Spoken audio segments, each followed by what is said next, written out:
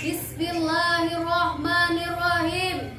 Assalamualaikum warahmatullahi wabarakatuh.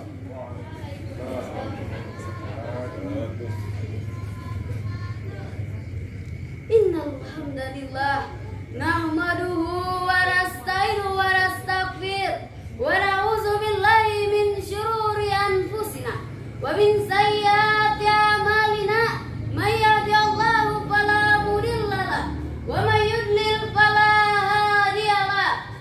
Asyhadu an la ilaha illallah wa asyhadu anna Muhammadan abduhu wa rasuluhu la nabiyya wa rasulah ba'da.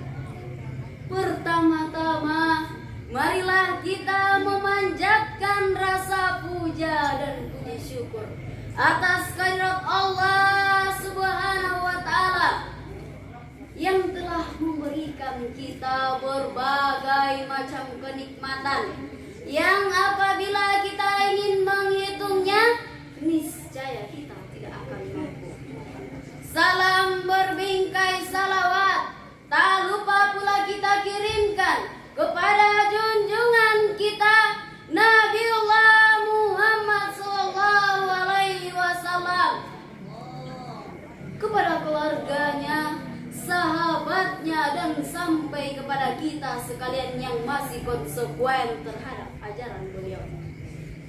Pada kesempatan kali ini kami akan membawakan syarahan yang berjudul Etika Komunikasi di Media Sosial. Dewan Hakim yang arif dan bijaksana, serta hadirin sekalian, sebangsa setanah air yang kami muliakan. Gwendolyn Brooks dalam antologi puisi panjangnya In the Mecca mengatakan, "One reason the cats are happier than people is that they have no newspapers." Satu alasan kenapa kucing lebih bahagia daripada manusia ialah mereka tidak memiliki koran, atau sekarang yang lebih kita sebut sebagai media online.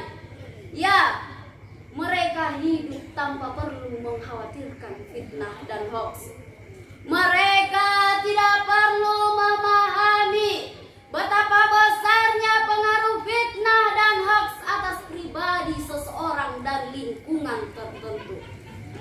Mereka tidak perlu memahami betapa kejamnya pembunuhan karakter dan ujaran kebencian. Asal perut kenyang, mereka bahagia. Sesederhana itu. Sekarang ini fitnah dan hoax telah dibudidayakan seperti hewan ternak, tersebar di mana-mana dan disebarkan oleh siapa saja. Daya kritis manusia melihat berita seakan mati rasa.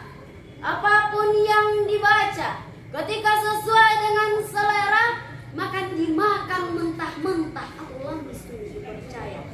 Akan tetapi ketika tidak sesuai dengan selera, maka langsung divonis sebagai sebuah berita bohong. Ini masalah besar. Melihat berita dengan selera telah menghalangi terciptanya kultur tabayun atau konfirmasi informasi di masyarakat.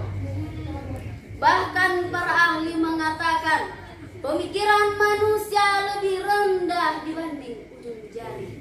Itu karena apa? Karena manusia tidak lagi menyaring informasi sebelum membagikannya. Dewan Hakim yang arif dan bijaksana, serta hadirin sekalian, sebangsa setanah air yang sama berbahagia. Lalu bagaimana agama menyikapi hal ini? Sikap agama jelas. Tidak ada fitnah dan kebohongan di dalam agama. Adapun etika dalam bermedia sosial yang insya Allah akan menjauhkan kita dari berbuat dosa ialah yang pertama, muraqabah, yakni selalu merasa diawasi oleh Allah merasa diawasi, maka kita akan takut melanggar batasan-batasan agama dalam bermedia sosial. Apapun yang diposting, niat di balik postingan tersebut, sadarilah bahwa semua itu diketahui oleh Sang Yang Maha Tahu, sebagaimana firman-Nya dalam Al-Quran surah Al-Ahzab ayat 54 yang berbunyi,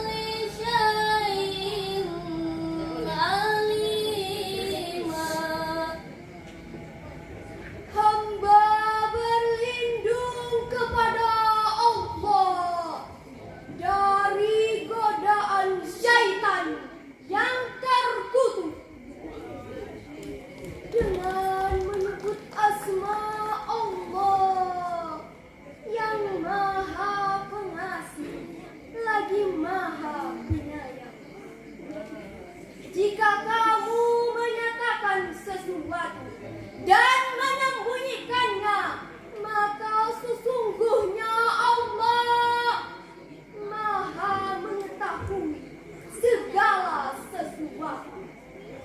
Lalu yang kedua ialah hisab. Setiap kalimat, foto, video yang kita unggah akan dipertanyakan kelak di akhirat. Ingatlah selalu bahwa akan ada hisab atau perhitungan atas apa yang kita lakukan, meskipun seberat zarah, sebagaimana firman Allah dalam Al-Quran surah Az-Zalzalah ayat 7 sampai dengan 8 yang berbunyi,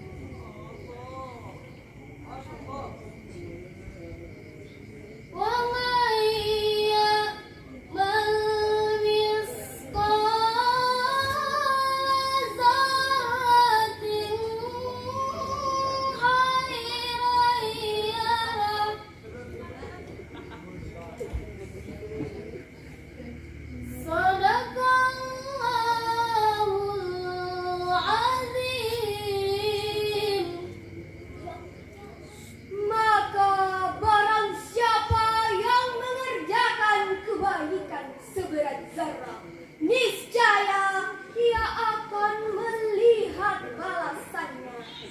Dan barang siapa yang mengerjakan kejahatan seberat zarah, niscaya ia akan melihat balasannya pula. Maha benar Allah dengan segala firman-Nya. Lalu yang ketiga ialah istifadah, yakni menggunakan sarana yang ada untuk diambil manfaatnya. Jikalau media sosial bermanfaat bagi kita, maka tiada salahnya untuk memanfaatkannya. Akan tetapi ketika media sosial justru membawa banyak kerugian daripada etika seorang muslim pastilah menghentikan aktivitas tersebut. Rasulullah SAW bersabda, di antara tanda baiknya keislaman seseorang ialah ia meninggalkan sesuatu yang tidak bermanfaat baginya.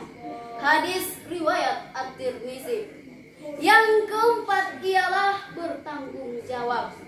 Menggunakan media sosial berarti kita bertanggung jawab atas apa yang diposting ke publik, termasuk saat follow, like, share, retweet, repost, komen, dan lain sebagainya. Seorang muslim yang beretika baik akan senantiasa berhati-hati dalam menyampaikan atau menanggapi sesuatu. Lalu yang kelima ialah menjaga batasan pergaulan. Batasan ini terkhusus pada hubungan antara laki-laki dan perempuan. Meskipun tidak bertatapan langsung, akan tetapi media sosial mampu membawa jerat-jerat penyakit hati di setiap interaksi lawan jenis. Maka dari itu, batasilah interaksi dengan lawan jenis yang bukan mahram, yang tiada keperluan penting dengannya. Dengan hakim yang arif dan bijaksana, serta hadirin sekalian, sebangsa setanah air yang sama berbahagia. Lalu etika yang keenam ialah memperhatikan pertemanan. Berteman di media sosial, mestilah kita mempertimbangkan kebaikan dengan timbangan ilmu syar'i. Janganlah kita bermudah-mudahan mengikuti status seseorang yang tak jelas kebaikannya. Ibnu Mas'ud pernah memberikan nasihat dalam kitab Al-Ibanah, yakni jika engkau hanya sekedar pengikut kebaikan, maka itu lebih baik daripada engkau menjadi panutan dalam kejelekan. Lalu yang ketujuh ialah wasilah, yakni menggunakan media sosial sebagai penghantar atau sarana atau wasilah kebaikan. Artinya, manfaatkanlah media sosial untuk menebarkan kebaikan. Sebagai contoh, memposting ayat-ayat Al-Quran, hadis, kata mutiara dari para sahabat Rasulullah, permasalahan agama dan lain sebagainya. Lalu yang kedelapan ialah tidak lalai. Inilah yang sering luput ketika sudah asyik bermedia sosial.